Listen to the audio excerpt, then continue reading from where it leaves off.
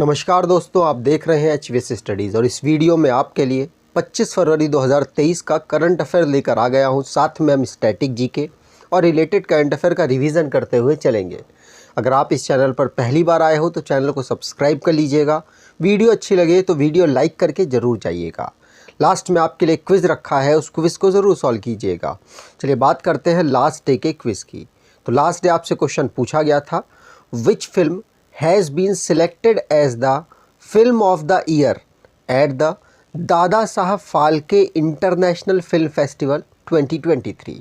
तो Dada Saheb Phalke international film festival जो 2023 का हुआ, उसमें film of the year award किसको मिला है?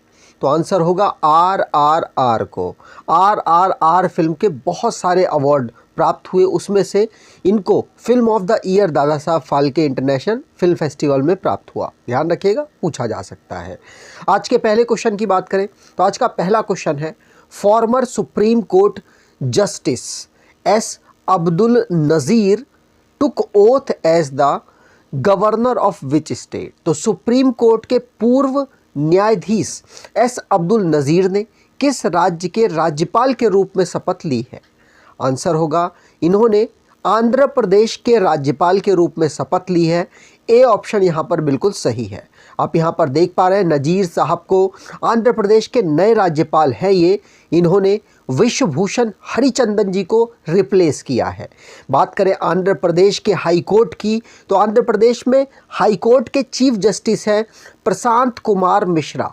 उनके द्वारा इनको शपथ दिलाई गई। ये अपॉइंटमेंट प्रेसिडेंट साहब के द्वारा होता है, लेकिन जो ओथ का प्रोसेस है वो राज्य के हाई कोर्ट के चीफ जस्टिस के प्रेजेंस में होती है। वैसे आपको बता दूं, अगर हाई कोर्ट के चीफ जस्टिस नहीं अवेलेबल है तो सीनियर मोस्ट जज यहां पर शपथ दिलाते हैं। ठीक, अब आंध्र प्रदेश की बात हुई है तो आंध्र प्रदेश को रिवाइज कर लेते हैं। जैसे आंध्र प्रदेश को फॉर्म किया गया था 1956 में, कैपिटल इसकी अमरावती है और अभी रिसेंटली में विशाखापट्टनम भी अनाउंस की गई है कि उसको भी हम आगे डेवलप करेंगे। डिस्ट्रिक्ट 26 है, गवर्नर एस अब्दुल नज़ीर बन चुके हैं, chief minister YS Jagan Mohan Reddy, legislature bicameral है जहां की असेंबली में 175 सीट्स, काउंसिल में 58 सीट्स यहां से आती हैं, राज्यसभा में 11 और लोकसभा में 25 सीट यहां पर अवेलेबल है। National park Papikonda national park, Rajiv Gandhi national park और श्री वेंकटेश्वरा नेशनल पार्क यहाँ के नेशनल पार्क हैं। आगे बात करें, अगला question, in which city is the all India taekwondo championship being organised. तो ऑल इंडिया ताइक्वांडो चैंपियनशिप का आयोजन किस शहर में किया जा रहा है? आंसर होगा 24 से इसको स्टार्ट कर दिया गया, 25 और 26 तक ये चलेगी। फरवरी की बात कर रहा हूँ। तो ऑल इंडिया ताइक्वांडो चैंपियनशिप को ऑर्गेनाइज कराया गया नई दिल्ली में। ध्यान रखिएगा, डी ऑप्शन यहाँ पर बिल्कुल सही है। ठीक, नई दिल्ली में इसको मतलब आपको बता दूं कि ये इवेंट है, ये काफ़ी लंबे अरसे के बाद ऑर्गेनाइज कराया जा रहा है। भारत का ना जो इसमें परफॉर्मेंस है दूसरे देशों के कंपेयर में थोड़ा सा ख़राब रहता है। अगर बात करें दूसरे देशों के कंपेयर में कि किस देश का ये राष्ट्रीय खेल है ताइक्वांडो, तो आंसर होगा जापान का। ये मतलब वहाँ का नेशनल गेम है। ठीक है, चलिए अब यहाँ पर भारत इस गेम को अपने यहाँ पर प्रमोट करने के लिए इसको ऑर्गेनाइज करा रहा है। बात करते हैं जो भी स्पोर्ट्स से रिलेटेड करंट अफेयर बने हैं उनकी। पहला क्वेश्चन पढ़ लिया। दूसरा, रियल मैड्रिड जिसने club world cup 5th time जीत लिया है, किसको हराकर? फीफा का वर्ल्ड कप था, मोरक्को में ऑर्गेनाइज कराया गया और सऊदी अरेबिया के अल हिलाल जो इनका एक क्लब था उसको इन्होंने हराया है। ठीक, और खेलो इंडिया यूथ गेम महाराष्ट्र में टॉप कर दिया। कितने? 161 मेडल प्राप्त किए, जिसमें 56 गोल्ड मेडल थे। इस टूर्नामेंट को मध्य प्रदेश में ऑर्गेनाइज कराया गया। भारत ने अंडर 19 T20 वर्ल्ड कप को जीत लिया और ये पहली बार हुआ है कि किसी महिला टीम ने क्रिकेट टीम ने अंडर 19 T20 वर्ल्ड कप जीता हो। स्पोर्ट्स मिनिस्ट्री जिसने रेसलिंग फेडरेशन ऑफ इंडिया की सभी एक्टिविटीज़ को सस्पेंड कर दिया। शुभमन गिल जिन्होंने 200 रन बनाए हैं और भारत के 5वें प्लेयर ये बन गए और सबसे यंगेस्ट प्लेयर बन गए जिन्होंने ODI में 200 रन बनाए। हॉकी इंडिया ने मेटावर्स प्रोडक्ट को लॉन्च किया जो कि जो आपको पता है रिसेंटली में हॉकी का वर्ल्ड कप ऑर्गेनाइज कराया गया था भुवनेश्वर और राउरकेला उड़ीसा में। वहाँ के लिए हॉकी वर्स को लॉन्च किया गया हॉकी इंडिया के द्वारा। बेलिंडा क्लार्क पहली फीमेल क्रिकेटर बनी है जिनका bronze medal Sydney cricket ground में लगाया गया। जयदेव उनादकट, इनकी बात करें तो इन्होंने रणजी ट्रॉफी में पहले ओवर में हैट्रिक लिया है और अपने में ये एक हिस्ट्री है। नॉर्वे के ग्रैंड मास्टर है मैग्नस कार्लसन, जिन्होंने एक ही साल में वर्ल्ड रैपिड और वर्ल्ड ब्लिट्ज टाइटल को जीत लिया। आगे बात करें, अगर आप स्टैटिक जीके को बेहतर करना चाहते हैं तो आप इस ई बुक को परचेज कर सकते हैं। इसमें ऑलमोस्ट सभी टॉपिक कवर किए गए हैं। इसमें छूट भी हमने दी हुई है 79 रुपीज़ की सिर्फ आपको दी जा रही है। डिस्क्रिप्शन बॉक्स में लिंक है, वहाँ से आप इसको परचेज कर सकते हैं। आगे बात करें, अगला question, who has been nominated by US president Joe Biden for the position of world bank head. तो वर्ल्ड बैंक आपको पता होगा दुनिया में सबसे बड़ी बैंक है जो कि बहुत बड़े बड़े अमाउंट में ऋण देती है लंबे समय के लिए। आपको बता दूं विश्व बैंक में अभी डेविड मालपास साहब थे हेड, अब उनकी जगह पर किसको नॉमिनेट किया गया है यूएस के प्रेसिडेंट के द्वारा? आंसर होगा भारत के हैं, भारत के अजय बंगा, याद रखिएगा सीईओ मास्टर कार्ड में ये सीईओ के पद पर काम कर रहे थे।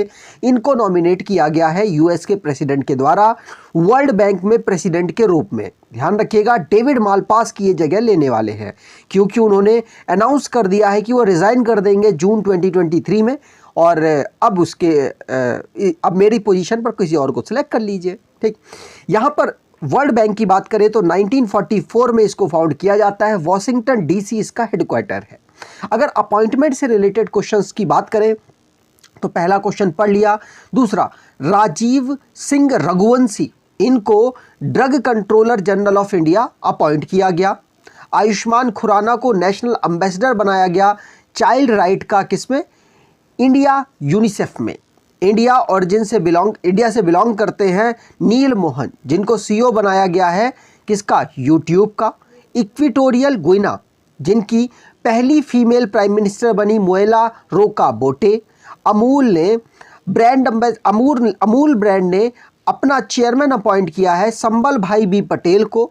विक्रम देवदत्त जो कि अगले डीजी बने हैं सिविल एविएशन में। Pankaj Kumar Singh deputy national security adviser बने हैं। सौरभी झकमोला पहली वुमेन ऑफिसर बनी जिनको बीआरओ ने फॉरेन प्रोजेक्ट के लिए पोस्ट किया है।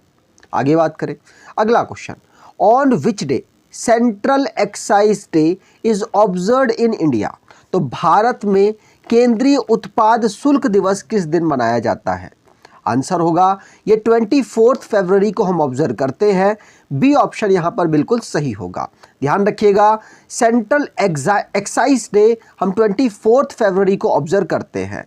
यहाँ पर बात की जाए तो central excise and salt act हमारे यहाँ पर पास हुआ था। कब पास हुआ था? तो 24 फरवरी 1944 को पास हुआ था। और कुछ इसी प्रकार का इनडायरेक्ट टैक्सेस के लिए हमने डेवलप किया था। उसको कब डेवलप किया था?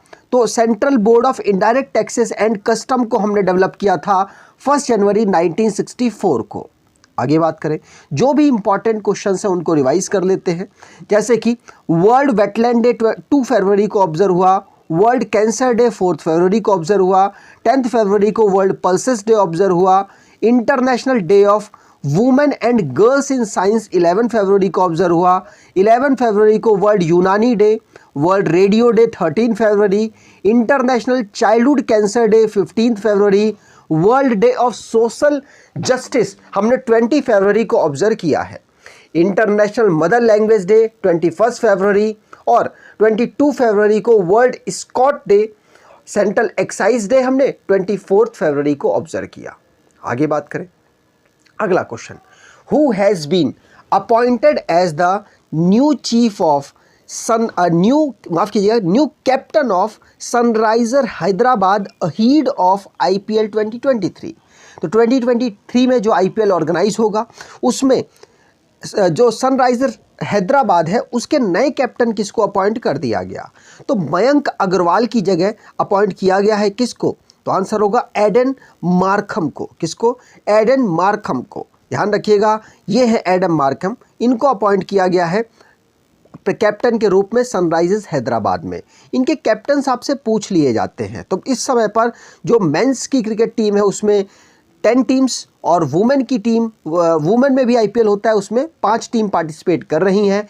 अगर सारे कैप्टन्स की बात करें तो सनराइज़र में जो आपको बताया मैंने, एडन नाम के जो पर्सन है, साउथ अफ्रीका के प्लेयर हैं, इनको अपॉइंट किया गया है।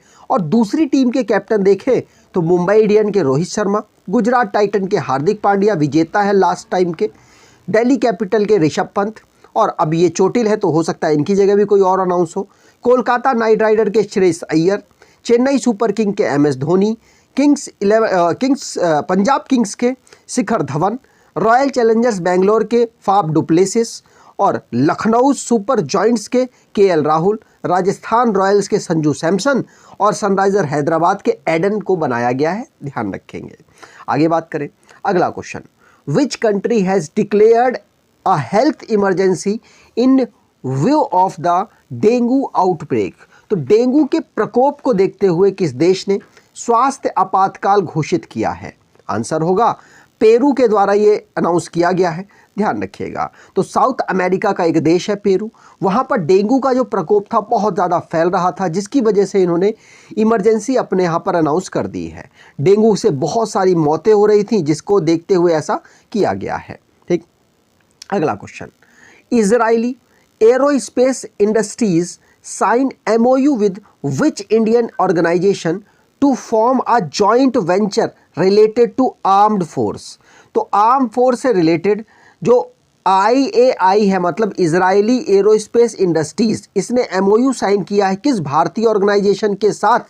आंसर होगा BEL मतलब भारत इलेक्ट्रॉनिक्स लिमिटेड के बीच में साइन हुआ है इजराइल की एरोस्पेस इंडस्ट्री का।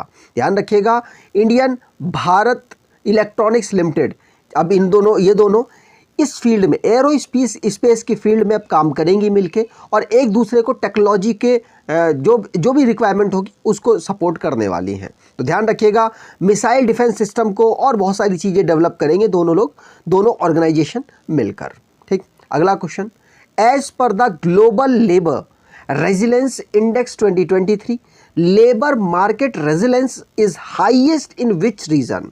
तो वैश्विक श्रम लचीलापन सूचकांक 2023 के अनुसार श्रम बाजार लचीलापन किस क्षेत्र में सबसे अधिक है? तो श्रम बाजार में सबसे लचीलापन क्षेत्र कौन सा है?